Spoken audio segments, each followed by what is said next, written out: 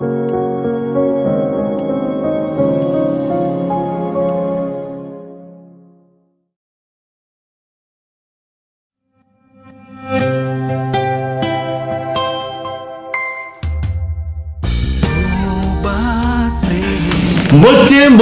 bandeko balandi on a biso pour tokuta na bino émission oyo bulanga biso tous les mercredis, effectivement ça tous les mercredis, mais bon de temps en temps na boyebi ba problème technique et comme rappel jeudi, mais en tout cas rendez-vous tous les mercredis avec mon frère Kashisha en Allemagne. Je crois qu'il m'a aussi mon message déjà na dio oyo, en tout cas ils émission oyo ils allaient qu'on se présente en tout cas balanzambe tokuta les choses sur le rendez-vous na biso na thème na biso ya lelo thème na biso za nini soki nzambe azali moko pourquoi ba église ezalaka ebele nzambe moko ba église ebele to comprendre la carte émission na biso to développer la carte émission na biso et salima bonde nini pourquoi est-ce que ba église eza ebele croyance ezali ebele alors que nzambe azali kaka c'est moko to me rappelle comprendre la carte émission na biso bon d'abord frère Kashisha bon frère Alibia bon bandeko balandi oyo bosimo besani malembe to komi na ba 35e émission depuis Tobandaki, donc ça dit... Ah, c'est vrai, on se côté nombre. Hein? Bien sûr, on a la comptara plus que ça va vite. Pour ça, la bilan. C'est ça. Et après, on ça, la bilan. Donc, 35e émission, peut-être il y a 36e si je ne me trompe pas. Et nous allons continuer à couper ça, n'est-ce pas, thème, puisque Moni. Biso to sala programme moko te ko to na calendrier moko to bi ke lobi to lobaka boye non ça dit nzambe chaque semaine après ça biso message to ko lobali boso bana nzambe yango vraiment moi je crois que makambo to sala ezali temps nzambe et j'espère que yo zolanda biso oko passer temps na inutilement ta kolanda kaka ko tala kaka me ko tia makambo to zolo bana misala surtout comme to ali ko tuze kaka bible lokola donc la seule vérité yango na pesi nzambe merci pour na temps ko passer d'abso lelo thème pèse un peu moins compliqué, mais je sais que par la grâce de Dieu, c'est que Dieu a réellement donc Bongisi pour Nabiso frère. Voilà. Effectivement, il faut qu'on rappelle aussi la bateau. Tu lances un thème, mais tu prépares la frère Kashisha. Question que vous allez boyer, tu vas boyer, ils allont un thème, ils allont lancer, et puis tu vas donc, vous allez découvrir ensemble la bisouper ensemble. Voilà. Donc, il faut maintenant comprendre les alliés émissions préparées à l'avance. Donc, les alliés émissions, tu es un thème, mais puis tu es développer un plateau quand les alliés à 100 questions à la préparer, ça, vous allez boyer, tu vas non. Je vais voir Manzan, ça la bon un peu spontané. Donc, ma question, c'est Bimaga à la 4 émissions quand les biso. Voilà, il y a une précision vraiment de détail, il ne faut pas comprendre. Voilà, donc, thème d'action dans le bilélo, Nzambi Moko, mais l'église est belée, tout comme on a pu développer en fait l'émission d'Abisso. Comme toujours, tu dis émission, c'est la question qui te lobby, tout si ça la paye sauter, donc il y a toujours à compléter. Peut-être que les logos à compléter, peut-être quelque chose au Bakissa ou des propositions, des questions. Bengi, Bokombi, voilà, on peut toujours continuer à vous partager. S'il y a des choses, il faut peut-être revenir là-dessus. Pourquoi pas, tu as toujours occasion sur une Zambako ici, de revenir dans. Alors, frère Kashisha, mais avant tout, contre la 4e émission d'Abisso et l'eau, tout seulement prière, comme nous avons d'habitude, nous sommes sur la 4 prière. Avant tout, contre la 4 émission d'Abisso et l'eau. Voilà, dans la Bible, il dit que nous ne pouvons rien sans toi. C'est-à-dire, tout ce qui y a vraiment malbagnos, tout le bas, quand il frère Limato le bas, et où t'es pas yémo en colo, puisque tout ça la carte, que tu bon ici, question, tout la question, mi balé, boy, attends, mi ça, non, c'est-à-dire, vraiment, il frère Limato le bas, mi pèse arme en colo, comme ça, émission, ça, qu'on édifie, na biso mon copé déjà, et puis, na bino bolanda biso, to bon de la combat Yeshua. Papa, tu commission pour Nathan, sur repasser na biso lelo.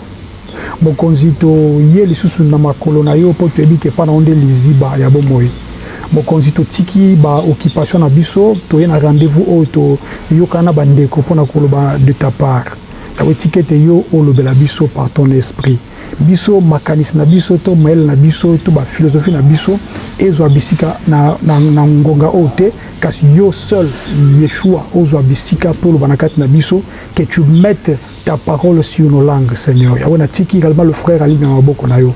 Tambisa na molimo na yo afin que ba question retourna, eza ba question moko ko permettre bandeko ba ko ka biso ba comprendre exactement ba réponse ngana ko pesa ça la que e baksa 1 plus na kati ya bomo ya moko na moko.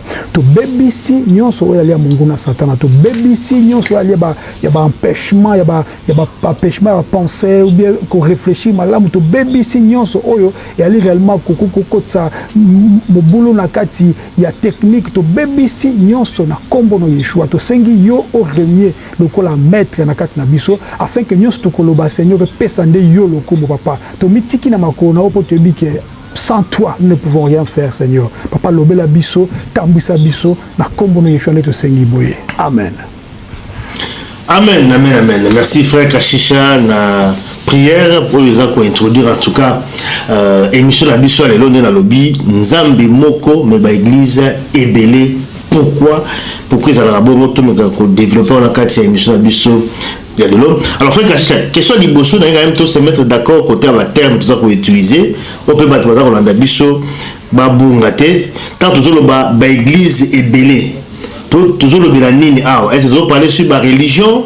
Est-ce que toujours l'église chrétienne? Est-ce que l'église a signifié nini avant peut-être tout compte dans la tête?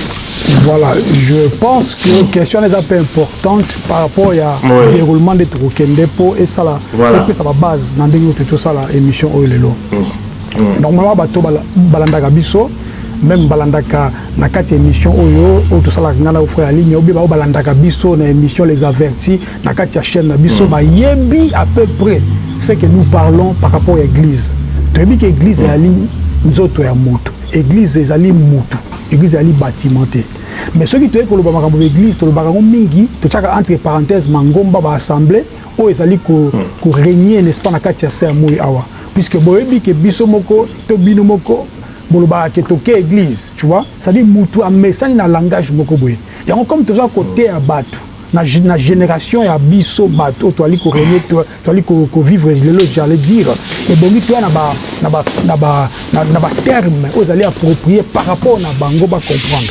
Mais boye ba yango que Yeshua alobaki ye akovanda lisusu na ndako esprit na kovanda suna kati ndako etongami n'est pas na maboko ya mutu te. Pourquoi? Puisque à l'époque ancienne ezalaki que esprit nzambe ndako kita une fois l'an na kati n'est-ce pas ya temple mais ezala susu bongo te. Yango tango Yeshua akufi na croix tomoni rideau n'est-ce pas ya temple et pasuka qui en deux. Pourquoi? Puisque lieu ezalaki prévu ezala lieu très saint et comment qui soit accessible pour na mutu nyonso. C'est-à-dire église en tant que ma brique, ma banga, ce n'est pas une église. Tu peux peut-être assemblée, tu peux peut-être lieu de réunion, mais ce qu'on a en tant que petit titre, tu as réellement na ba mangomba oyo tozomo na kati ya mokili par rapport à la religion surtout. Et puis pendant chuter, ceux qui par exemple donc tu as utilisé église, même na kati ya ba langage na bango baptisé pe, enfin bango se dit ba mon na église ali place ba kenda ko sambela oleba ba église réellement corps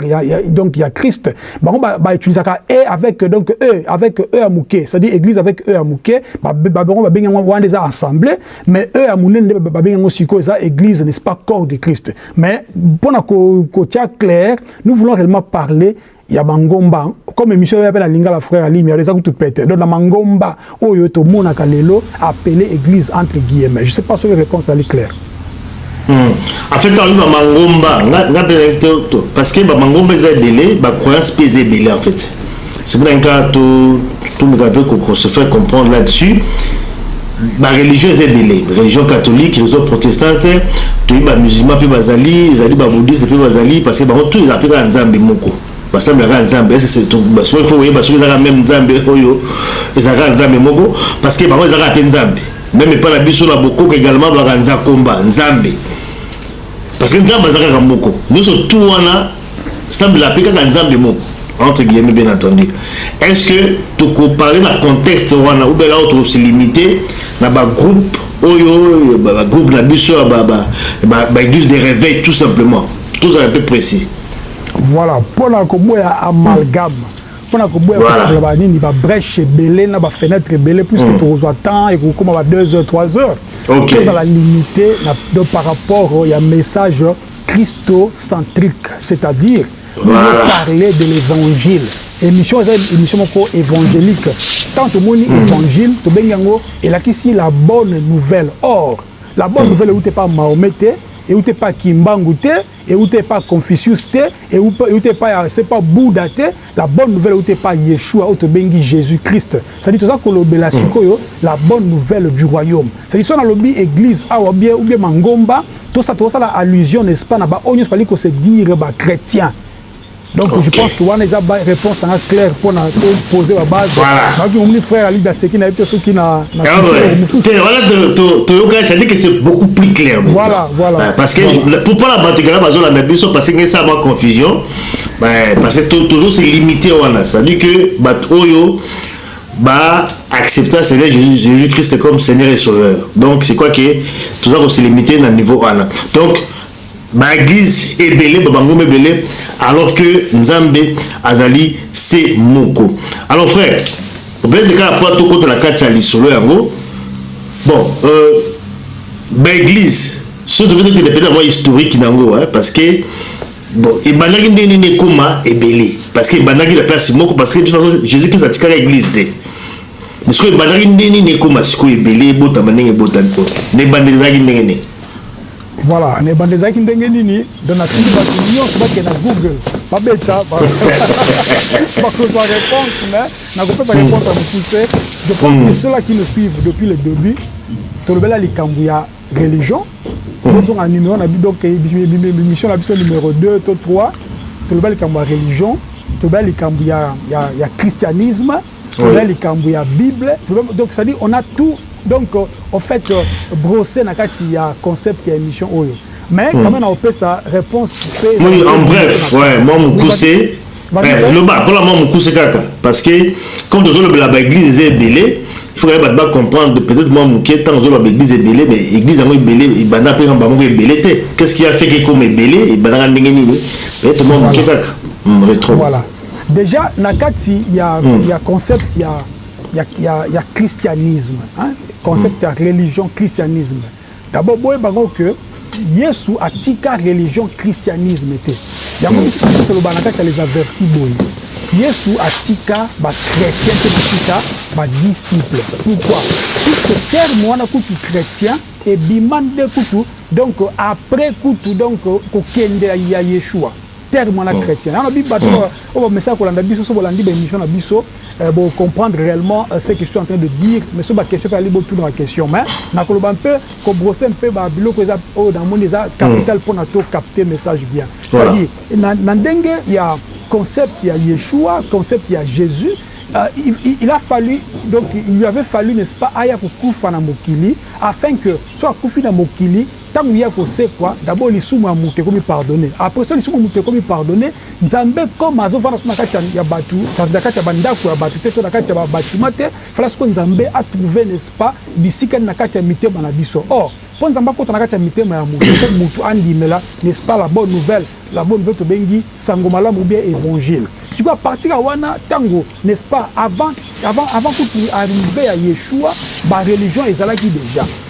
Beaucoup de gens qui même banani ba pharisien bazaki déjà avant hier les pharisiens banda ko bundisa pourquoi puisque bango baza ko landa mingi loi ya Moïse kaka mais pourtant hier ayaki n'est-ce pas la Bible le dit que donc Moïse avait ayaki avec la loi lui Yeshua est venu avec la grâce alors si déjà à partir de wana tango Yeshua aye na to ba entre guillemets pensée, to philosophie à Sika, c'est-à-dire il y a au côté royaume donc des cieux, bateau bazaki avant hier on dirait zaki ba blague. Pourquoi? Puisque déjà eux disaient que il ne peut pas être un fils de Dieu puisque Dieu n'a pas de femme, Dieu ne peut pas avoir un fils. Ba comprendre le concept wanate. Ba comprendre le concept que soki Yesu bengi Nzambe papa na ngai, bazo monango normalité. Alors si quoi comment dire ko bundise déjà à l'époque d'où et comment qui déjà bateau basé franche donc bateau plutôt basé dans côté romain. Or, Romain, ils ont déjà donc l'église catholique. Mais est-ce que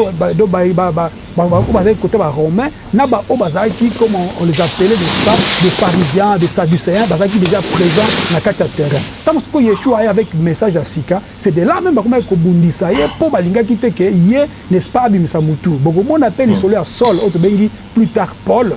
Paul Azaki Moutaso Bundisa même, n'est-ce pas, entre guillemets christianisme, c'est-à-dire pendant que Yeshua Azaki Nakata Mokili. Bref, déjà tout le monde a que, déjà à début, Yeshua a déjà la religion, et puis tant y aye n'est-ce pas na avant on est sika auto bengi donc christianisme c'est-à-dire voix au salut il y a nzambe réellement par rapport il y a ko sauver mutu batu ba comment qui déjà cause na ba tendance wana plus tard que komona que église catholique est récupéré makambo plus tard ba ko sala ba ni ba organisation na bango ba mi ko luka ba sangana ba na ba confession misusu à l'époque déjà bon la mission tout ça là pour comprendre ngo après tant que ça la bongo église catholique plus tard yango mo kabwani na église protestante nde boti sikoyo n'est-ce pas makambo to moni sikoyo ko boti biloko mibale ça dit catholique et puis protestante protestante sikoyo tant boti protestante sikoyo kei n'est-ce pas et que ko bota susu bani ba auto ba évangélique c'est-à-dire que Kabwana les acquis depuis de biso que les tinde Kabwana est comme boye je sais pas si on a brossé rapidement et que ça clair on a habité ça oui bon ça en fait ça clair nengi ko sala moi résumé na ndenge à l'origine ndenge bandaki mais sikoyo thème na biso lelo ezali pourquoi l'église est comme ebelé alors que Nzambe azali moko et peut-être question de Balsone mususu inconvénient ni nango ezali l'église ezali belé attaque Nzambe ezali moko est-ce que ezali un inconvénient moko pour que la multiplication de l'église ezala parce que on peut prier aussi l'église qu'on a peu belé les problèmes qu'on a à niveau nini ça te vaut ça peut question dans l'autre sens alors tout compte dans la carte système frère Kashisha l'église ezali belé pourquoi l'église est belé alors que Nzambe ezali moko comment on répondre à la question avant de développer on a carte pourquoi l'église est belé OK. Donc frère, on a aucun le but côté sur le but que ça peut ça dit que est-ce qu'ils ont l'inconvénient d'église dans les belés alors que Nzambe azali moko inconvénient zani parce que tout ça la peka Nzambe vous allez peut belé l'église vous allez belé est-ce qu'ils ont des inconvénients par rapport à voilà si vous n'a pas sa réponse il y a liboso tu balé il y a inconvénient d'abord toi qui est dans liboso pourquoi ils ont belé et puis l'inconvénient après bon, pourquoi ils sont belés? Question là, mon frère. Question là, pourquoi ils sont belés? Au moni, rapidement. Au moni, non mais aboy. Avant que nous ayons une église, nous ayons nos bateaux, donc dans la société, comme tout ça, nous avons au Congo. Frère, est-ce que c'est normal que le pays a plus de 500 partis politiques? Question, il y a Liboso. Tolongo place à politique. Toké la musique soi-disant chrétienne. Est-ce que c'est normal que au monde lelo et comme on a star comme on les a groupe des Israéliens. Tolongo place wana. Tout est-ce qu'on a gâté soi-disant que l'église.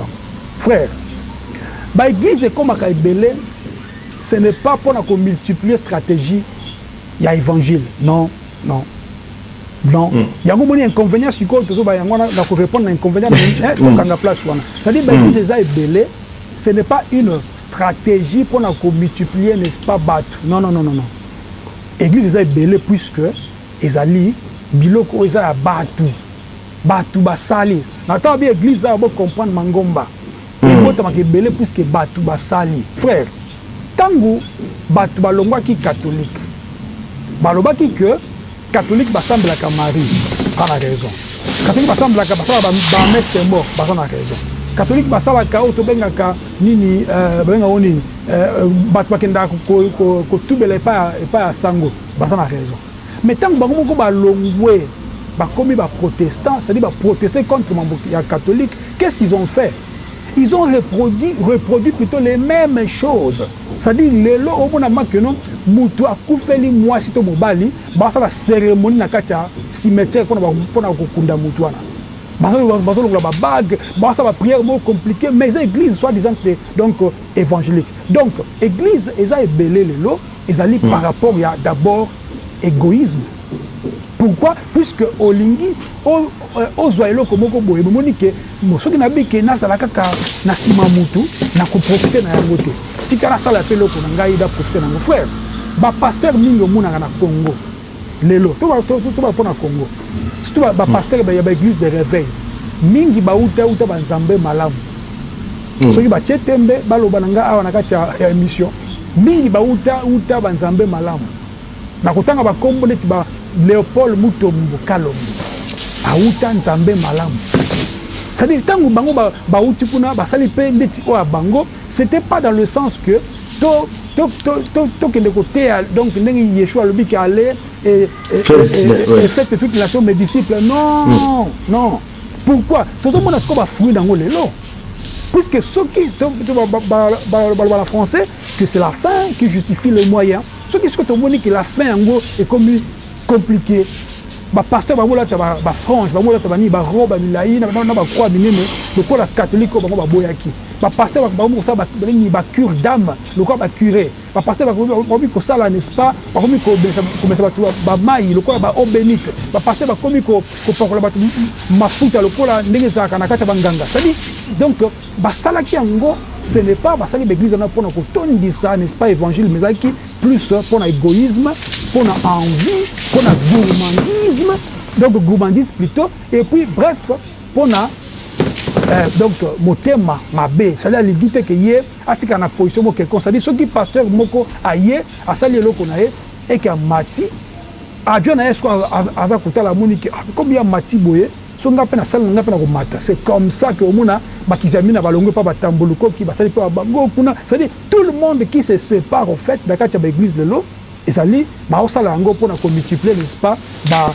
business na bango yango mona za to réellement que ceux qui nzamba za ki moko na ndenga pas za moko banga basa la bongo te na pona ko chuter okomona na avenue moko bona 4 5 6 assemblées.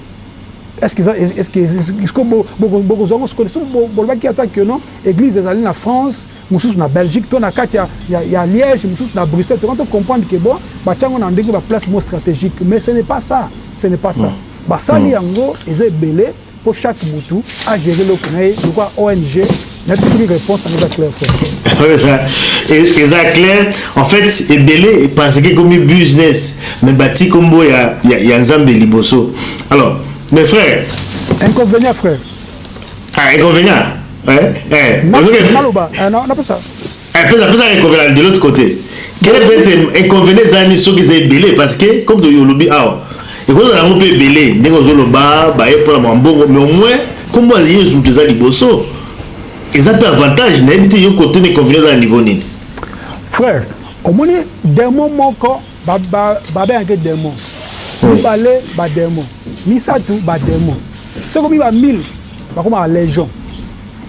Inconvénient, c'est ça que. Ça a le même objectif, il y a gagner pain, gagner mbongo. Comme ici, église, il y a un colo et comme place à côté de pigeon. Frère, Yeshua avait fait ça une fois. À chasser, il y a temple pour faire commerce. Mais le frère, l'église, nous sommes en train de livre, de CD musique, de au fait, inconvénient, tant que vous multipliez, il y a mabe ko matalikolo. C'est pourquoi tu verras même dans ta Genèse tant où Yeshua Nzambe azoloba Yahweh azoloba que non akiti na Sodome et pas la Sodome et Gomorrhe. Pourquoi? Puisque moni mabe mati mingi tie pana. Et pourquoi? Puisque tout le monde faisait le mal. Ce que mabe comme il multipliait et comme que mabe ne ko matati pas Nzambe parce que moni ce que comme ko pesa bango mona tabu mutu moko ba sa côté aka bo pa akoya kufi. To mutu mo sa ki ne moi bien ba ko tie kuna sa ko se masturber. Musu ça dit ba comme ko sa biloko que même païens ou ils n'auront plus, n'est-ce pas, l'envie de puisque les bateaux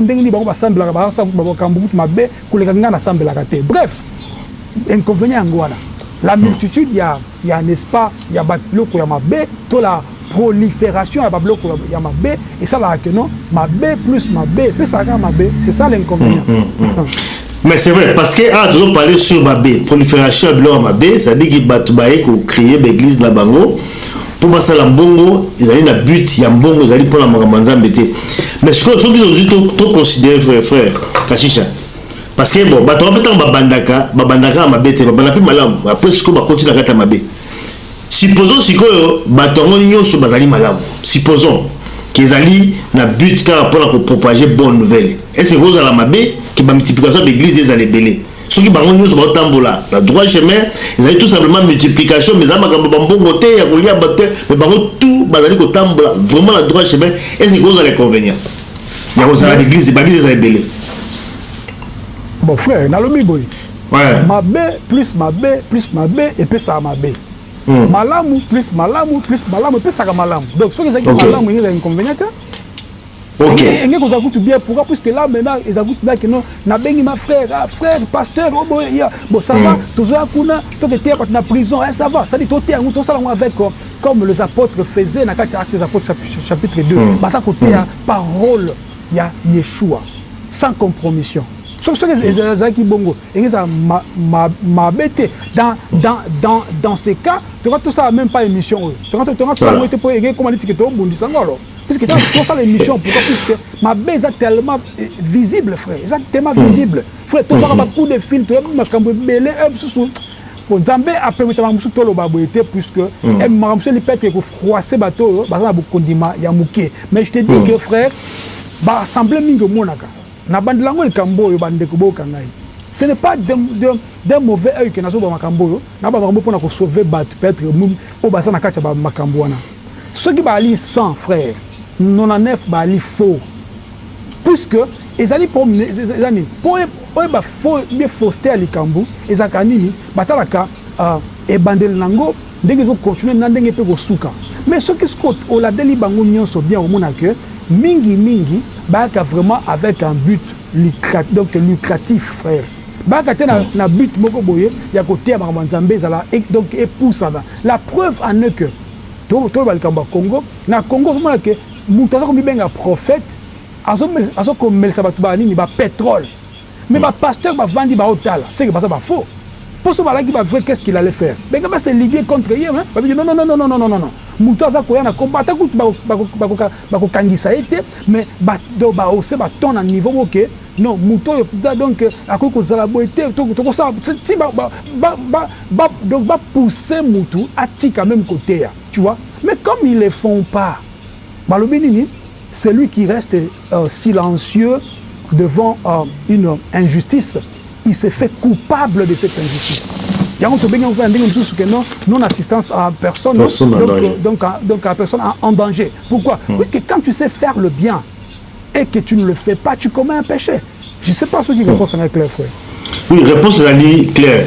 Mais peut-être qu'on a répondu que si dès que tu brosses déjà tableau aux sombres, ça dit que multiplication avec l'église, pour l'intérêt personnel, il y a bateau dans l'église. Il y a l'église, il y a la famille.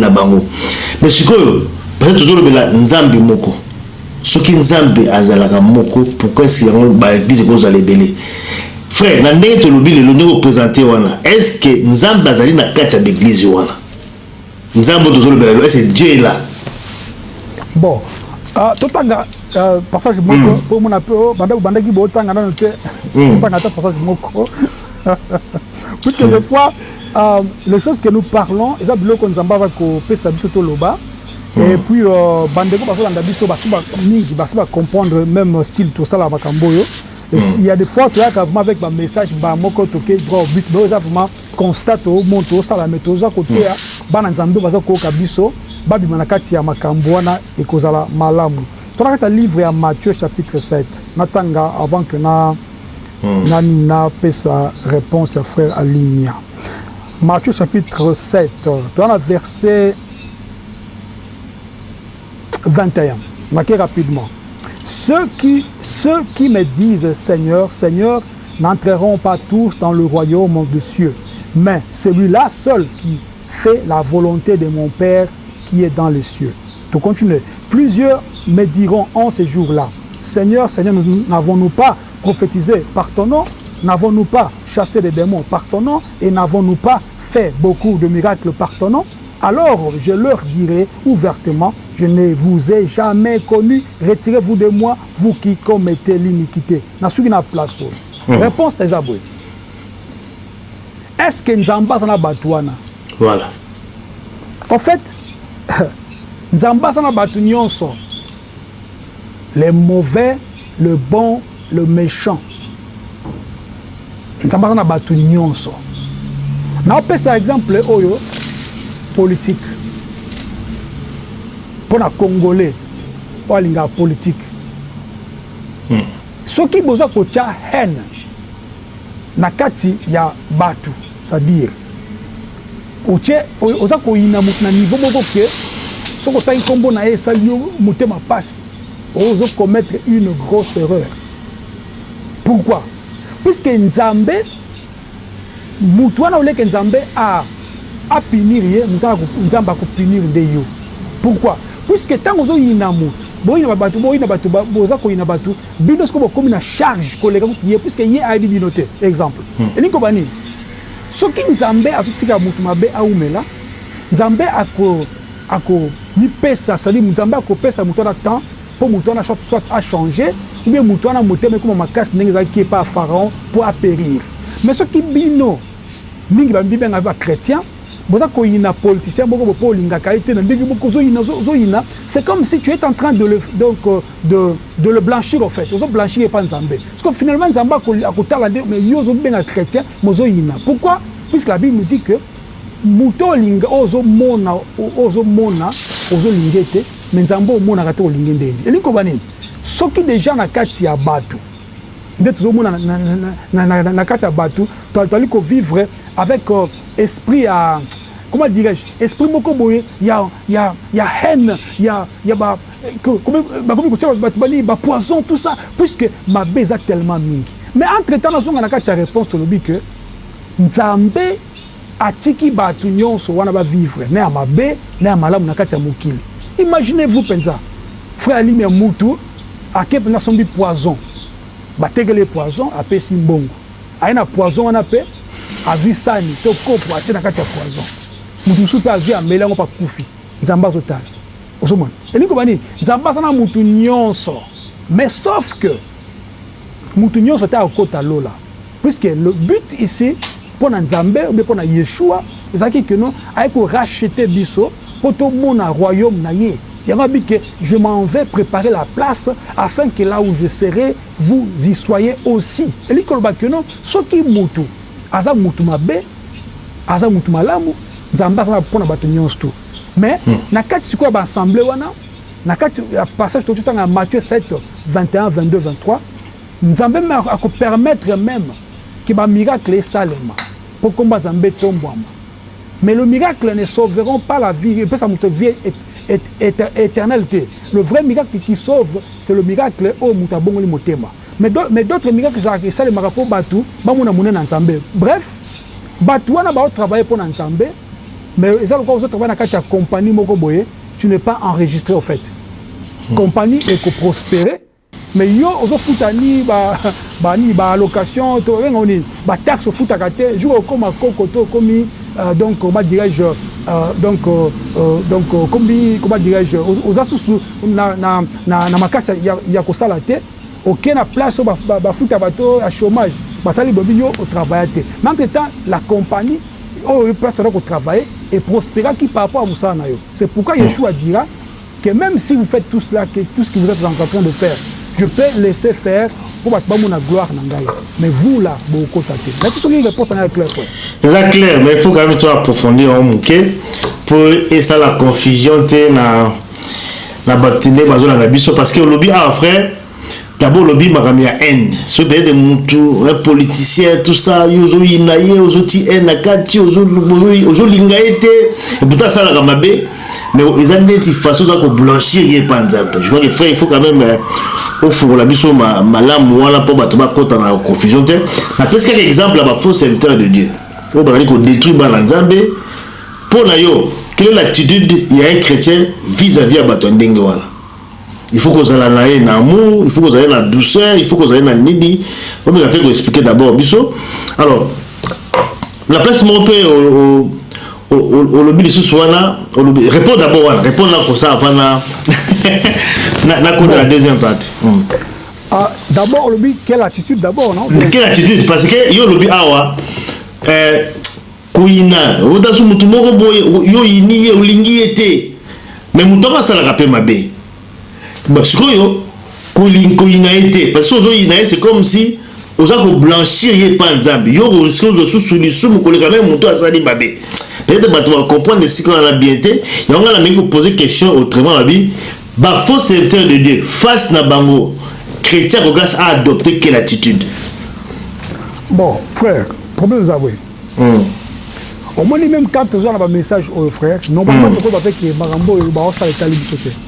Normalement. Mais si tu as un message où tu as sauvé l'âme na bango, tu as un bateau, Basolanda bango. En fait, nous le faisons par amour. Matthieu chapitre 5. N'attends rapidement. Oui. Matthieu chapitre 5, verset 38. Yoka. Vous avez appris qu'il a été dit œil pour œil, dent pour dent. Loi d'Italien, na Moïse. Mais moi, je vous dis de ne pas résister aux méchants. Si quelqu'un te frappe sur la joue droite, présente-lui aussi l'autre. Si quelqu'un veut plaider contre toi et prendre ta tunique, laisse-lui encore ton manteau. Si quelqu'un te force à faire en 1000, fais-en 2 avec lui. Donne à celui qui te demande et ne détourne pas de celui qui veut emprunter de toi. 43. Vous avez appris qu'il a été dit, tu aimeras ton prochain et tu haïras ton ennemi. Mais moi, je vous dis, aimez vos ennemis, bénissez ceux qui vous maudissent, faites du bien à ceux qui vous haïssent et priez pour ceux qui vous maltraitent et qui vous persécutent. C'est ça le mystère de Yeshua. Oui. Frère, d'après cette image, soda moko à 2 mètres. 2 mètres soda. Soda a betio mbata au kwei. Ce que par erreur soda zui mbeli na nga chayo mbeli ezoki soda yo ozui bandage au pensée porter à soda wana. C'est ce que Yeshua a fait. Lorsque baiko kangaye Pierre, il y a zel na ya Pierre, a kati litoi. Yesu abi o boni boy. Zongi sambeli na yo. Yesu azu litoi ya mutwana azongi sa. C'est ça en fait le mystère.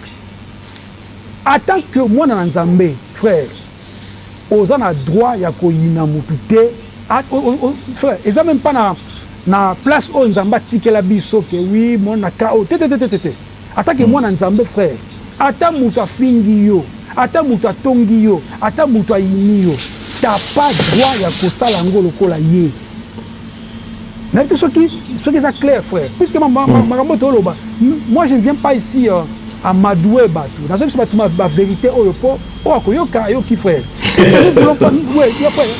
Nous ne voulons pas faire de choses membre. Non, c'est pas ça. Nous voulons réellement prêcher l'évangile, frère. Parce que makambo Yeshua azaza kolobango. So yo oza chrétien ozolandangai.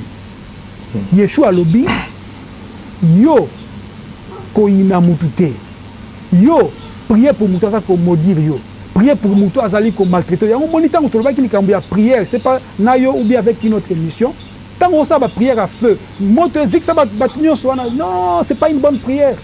C'est pas une bonne prière. La prière c'est que non Nzambe ba sanga mabe Sunga bango, baye bayo, bandi mayo, batika mabe. C'est pourquoi Yeshua dira na osukwana, Père, pardonne-leur, car ils ne savent ce qu'ils font. Mais peut-être une question sous bien na batisa na dit frère. Oui. Batmala on a le biso vraiment la boue. On a pas que le lot na ko. Na dit que le lot frère. Na ko tchao pensa contre mur. Na mo frère le lot. Toujours pour ça là. Ça veut dire que na mbango mingi. Mais bon. Bah tu peux tu as peu confusion mais le fait il y a que dénoncer le mal. Est-ce que ça condamnable? Parce que ça aussi bah bino bozolo ba bongo, il faut qu'on aimer, il faut tout ça. Mais nous on dénonce, toujours dénoncer, toujours misa makaba mabe na bango na miso batu. Ils appellent ça humiliation également parce que yobi awa Nzambe alors qu'on permettre un miracle, il faut miracle salima parce que combo parce que là on a répondu pour la deuxième question. Pas combo les gars les autres tombent. Alors qu'il faut miracle on a balo salama on a combo à Satan. Na combo à diable mais bati combo Nzambe liboso. Nzambe peut y bien mais il y a d'autres permettre dans salima parce que combo na les années moi paradoxe quelque part. Est-ce que vous pouvez peut-être fouler peut-être bamboukiana, qu'on dénoncer. Est-ce que ça m'a bé parce que qu'on humilier bango, et ça m'a bé et puis miracle aux autres bah faux miracle ça les magas. Et ça va vous permettre en c'est comme si ça moi carte blanche bah vous ça bango frère. Avant que tous en place, il y a tous en Éphésiens 5:11. Ne prenez point part aux œuvres infructueuses des ténèbres, mais plutôt condamnez-les. Voilà. Ou bien dénoncez-les. Mais ce côté avant, on a dit que examinez ce qui est agréable au Seigneur. C'est-à-dire, ce qui biso bananzambe, tout a bien. Exemple, on appelle ça quand on appelle ça nos sous-frères. Frère Ali, nous sommes un médecin. On est dans Nzela, comme la gare à Liège. On a un train où on est à Koué. Au tal la musique, on est à rapidité, à comme il faut traiter Moutouana, mais on y a la gorge. Parce que yo suis comme médecin au Sani. Au Kende, ici, Moutouana, non, yo médecin, on dit, ça la boîte, il faut ça la boîte. C'est-à-dire, pour yo un médecin, on constate une dengue médecine et sengibino. De un. De deux. Ce qui yo comme à ligne, papa n'a bino comme à ligne. Moutumo baza ko bengi oh ma fils à ligne, ce que yo fils ango ce que mamba o sala. Nandenge papa la bino mo eza normalité.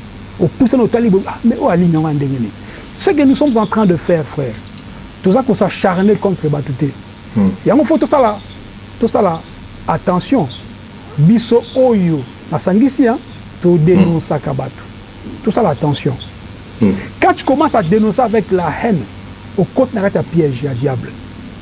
Or, on dénonce avec la haine comment? Lorsque tu vas commencer, n'est-ce pas, à t'acharner contre la personne.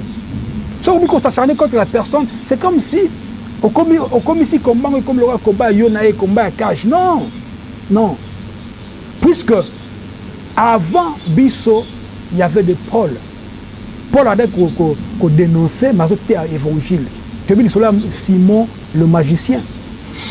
Tu as évangile à mon miracle, Simon à Bongola Motema, frère. Ça dit que tu as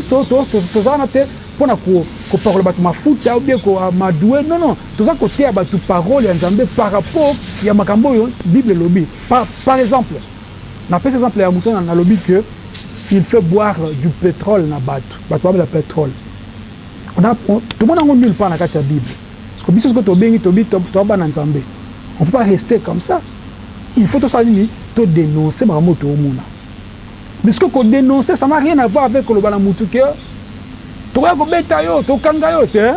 c'est pas nous, puisque nous ne luttons pas contre la chair ni le sang. Si ça ma kambo ya ma confité bitumbate ça ma kambu ya molimo. Na pêche exemple frère kanisa ngo malamu soda 2 mètres à Betchombata au Kouei. C'est ça l'amour de Dieu. On ne peut pas, quand on a il y a l'oyenge, c'est comme si tu as bundana batu. Non, yo, n'a que place. Non. Prêchons l'évangile. Yeshua a dénoncé. Quand nous dénonçons, nous devrions aussi annoncer. C'est ce que nous faisons. Nous annonçons la bonne nouvelle. C'est une question d'ailleurs et trouver réponse dans mon frère. Oui, question de trouver réponse, c'est quand même au continuer le miracle parce que le but nous a permis de faire la base là, na ba miracle la bango parce que comme on a un des à liboso. Comment est-ce que nous va permettre de ma base là parce que bon temps comme on a. Bon, question n'est pas facile, réponse à vous frère. Ouais. Du fait qu'il y a diable, nous savons toi qu'il est. Mais diable aza libre. Atambolaka. Apumbwaka. Ana batunae, asa ba démon nae, asa na bakan nae, asa na makambu nae. Mais nzamba sala bongo pourquoi? Et donc c'est important à sougali jugement. D'autres gens disent ceux qui nous ambassent qui coexister, pourquoi Atika Mabe Salema? Non, mais justement place miracle ou bien plutôt mystère va comprendre Yangoana. Nous ambassons capable. La Robeto Mbata au Kwei, Abisson Dibelangai. capable de faire ça. Ndenge ça qui est pas Saul, bien Paul. Paul a commis avec la zoé soutenir il est sorti mais ndenge ils ont bouli sangai. Pourquoi me persécuter? Pour se persécuter en point. Mais Nzamba sala appelle ça mutu libre choix. Pourquoi? Puisque Nzamba c'est juste. Ce qu'on a qu'à la justice nae, on a besoin mutu yemoko azwa décision. Pour ezwa sens ya justice en Nzambé. Ya un Nzamba lingaka ko pas qu'on manipuler. Oui, tout bien Nzambé a manipulé à batute. Et la Bible nous dit même que Nzambé a tenté à mutu. Tu vois? Ce qui va me dire que les gens que ça, ma frère. Moi, je vais te dire ici que ce n'est pas tous les faux pasteurs qui sont ici. Ce n'est pas ça. Il y a d'autres qui sont ici. Mais il y a faux. À côté, il y a des gens qui ont cop, qui pasteur, bâtir ma boque, qui sont Danemark, à Balissi, moi aussi, c'est-à-dire à Balissi, jeune fille, à Bimisou, na jeune fille. Même pas ça qu'on bengue apôtre na Danemark un aventurier ba bengue apôtre na Danemark et muta commissaire apôtre avant na Belgique na binona donc ba bengue répète docteur commissaire muta na kuna apôtre ça dit et ça le quoi qui basa ba cop na bango mais nzamba ça ko sani yango ce ko place ba comprendre place ya mystère ya donc livré na donc na blété awa. Tant que nous avons mettre moisson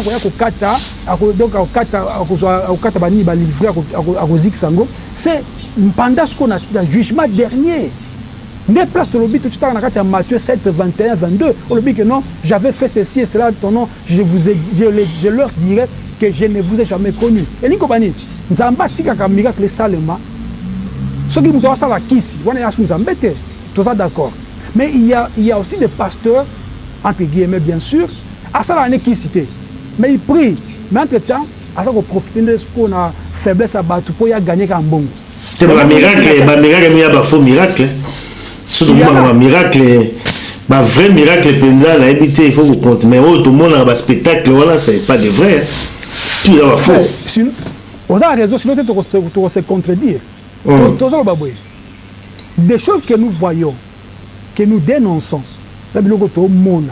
Que butabi ko akangi munanyo kana kata libu o nini bona kata maboko o muselekete o no carte à crédit o no téléphone bachele ba imité o no bakangi bazumbis namba inambo na kati bien sûr on a ba miracle travailler mais il y a d'autres miracles biso to bona ate et on te tient na kati 1% na frère il y en a frère ezali puisque nzamba bongwani te nzamba sala miracle ti le frère puisque biso ngana o tozo vivre totambola ka frère. Au sommet de Moutou, autant pour la autoroute 220, plutôt 120 ou 160 mètres à l'heure, kilomètres heure. Au milieu de Moutou, que ceux qui punaient mon longue, et l'on s'est passé. C'est pour dire que non, tout le monde a quand on battu la cabine, c'est un miracle aussi, frère. Mais ce n'est pas ces miracles-là qui vont, n'est-ce pas, nous donner la vie éternelle, frère. Vie éternelle, comme il y a relation à Moutna Nzambé, tu vois. C'est-à-dire que Nzambé a un miracle comme ça, ça la canabatu. Peut-être qu'on gagne tout le monde a raté. Tout le monde a un spectacle, bien sûr. Mais tout le monde a une série, pour la Soubsana, Béni en Allemagne, vers 2004, si je ne me trompe pas. Il y a Ol Mokoboye, Batbayana, Batebele Bele, il y a équipe, tout ça. Donc, à ça, il y a préparé.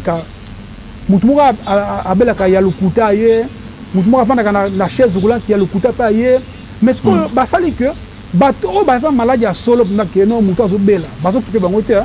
On pas mouto a dit que mouto va travailler déjà basali déjà ni ba comment appeler ça. Donc des scénario na bango, lève-toi mouto pas télé. Mais pourtant il y a le kuta malgré que na kati wana siko il y a d'autres gens avec leur foi frère. À quoi il y a besoin de douleur aussi, douleur pesili. Ce n'est pas ça de ce que nous, ce n'est pas de cela que nous parlons. En global, faux bazali, il y a d'autres qui sont, n'est-ce pas, de féticheurs, après ça va pétrole. Il y a maintenant d'autres qui le font comme commerce. Il y a un Matthieu 7, 23. Ok, je ne vous ai jamais connu, mais ils font des miracles au nom de Yeshua. Bien sûr, c'est ça, c'est que la Bible nous dit, frère. Mais ceux qui, ils ont clair, ceux qui tiennent à quoi en français,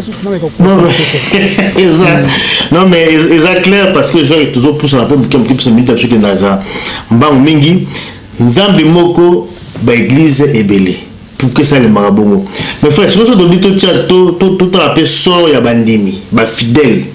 Parce que tout le monde a Babango Mango, ils ont rébellé tout simplement parce que ils allaient Magablo. Moutou a sali pour allier la Mombongo. Voilà, il comme pendant commerce et puis bon voilà, ils ont dans la COP. Et comme pendant COP, il y a des salles Mabongo, tout basé na bango. Mais bateau ba keno ensemble la kuna parce que ba véritable balanza mais pe bazala kawala. Ba kena bina ko sambela ndenga solo. Parce que sort ya bateau ba kenda na kata ba Magablo wana. Ou ba COP wana, so na bango ezani de faire. Tout à quelque chose, avant de sa réponse, frère Aline. Jean chapitre 8, verset 12, lui. Jésus leur parla de nouveau et dit, je suis la lumière du monde.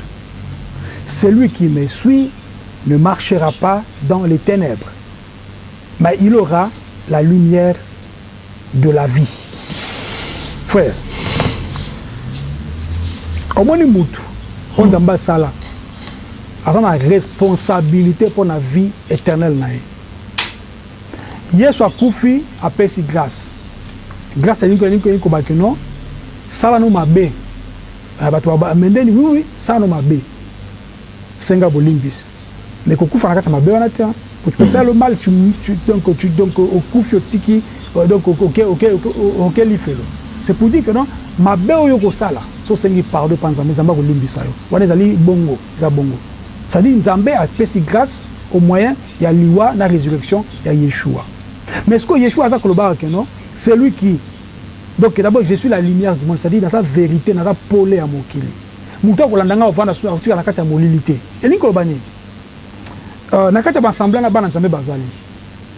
Frère, ngana uta kuna frère, na kola kuna. Uta kuna frère.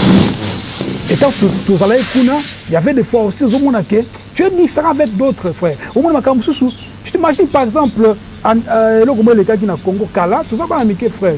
Toke ni comment appelle ça croisade. Croisade. Très croisade frère. Na otanga kombo na.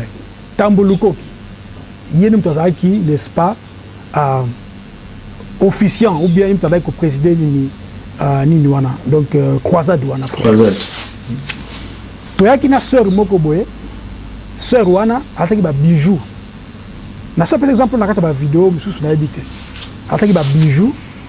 Biso to baki provenance ba bijoux wana. Tu es na sœur nzela moko. To komi na kati ya nini ya kati ya croisade wana. Comme sœur ataki pembe ba bijoux tout ça. Tamuluko ka komi ko prophétiser pa na ye. O nzamba so la kisangai. Bona bwe. Kade ba ndiki ande basala wana. Oh, sœur Yakao. A prier. Nzamba bisinga pesa ba bijou nyon soir. Sœur na bisi, eza ngate, eza ya na ngai. Ça dit pasteur ou bien bateau ba sa musala ya Nzambe pour eux, batala mingi matériel, n'est-ce pas? Oui. Ça dit basa kolingate ko comment dirais-je? Ils ne viennent pas au fait pour na côté à bino sangumalamu. Ils viennent au fait pour na ko dépouiller bino. C'est pourquoi je dis que biso to sa musala oyo pona na muni ta ku kembangu bangu to sa musala oyo poto lingi bato baza ko ka biso ba comprendre que biso to wuta pe na ba assemblée wana ndana obi à l'époque to moni et puis to zonga nzela mo bato to za ko seka likambo wana timona beti solongo tilelo pour c'est pour dire que non to ba que Tamboko qui sait qu'il faisait ça ba show ça qui le kuta à l'époque déjà frère. C'est pour dire que non, dans le il y a des enfants de Dieu aussi. Mais sauf que beaucoup n'ont pas le courage à Kolongwa, à quitter. D'autres me posent même des questions. Frère, bon sang à Longo na okende wapi. Na okende wapi. Et puis ils sont en train même de dénoncer donc frère, il y a même des gens qui nous suivent, qui nous écrivent, qui nous appellent. Mais pas que d'abani va assembler wana frère. Et moi je dis que peut-être comme l'apôtre Paul dira quelque part, d'autres gens sont lents à réfléchir ou lent à agir. Peut-être Bagoya Malem Malembe, en fait. C'est ce que je suis en train de dire. Dans le cadre il y a aussi des enfants de Dieu, mais sauf que Bazan nous peut être que nous avons besoin de temps, on nous a pas monter pour pas longueur, pas ya n'angam plus sur aller sur frère. C'est ça. J'ai parlé de la sort na bango au cas où lui écoute la carte assemblée wana. Est-ce que Bazan le bico ou Bazan la carte l'ifelo? Ce que je veux dire ici va choquer d'autres gens. Oui.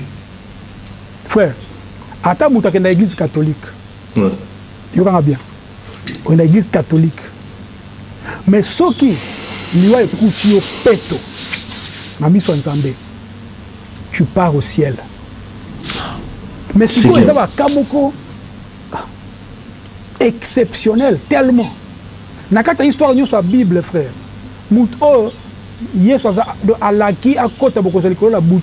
sans passer par baptême ni par message, non, croire au Seigneur. Non, non, non, non, non.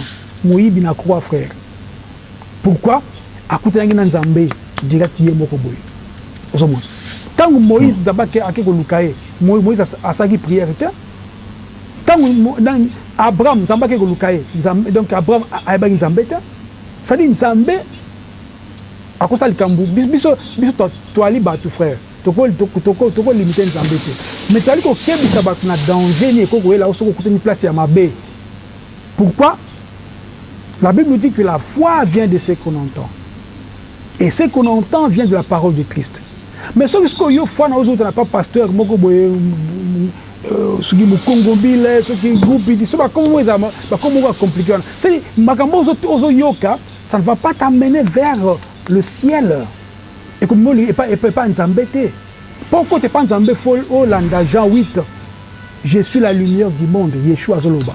Ce qu'on a dit, mais le second, nous avons écouté dans l'église, frère, et que Moutouana, na minute oana nakati liwa ezwe nakati église wana mais na minute somme toza ki peto na miso Nzambe ya kokota lola frère mais ce que ba quand on a bandeli ça exceptionnel frère.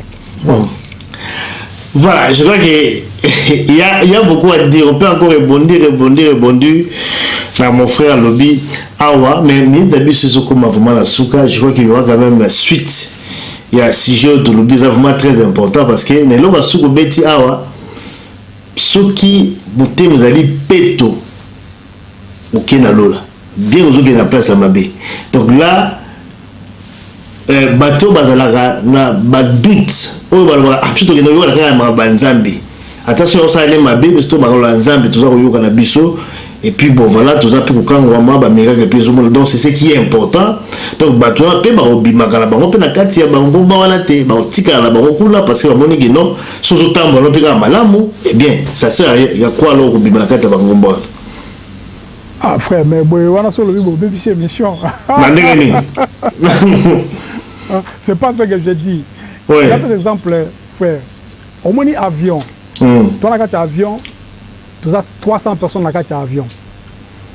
Tant que tu as un avion, d'abord, tu as pensé que crash Jérusalem. Tu es d'accord avec moi, frère?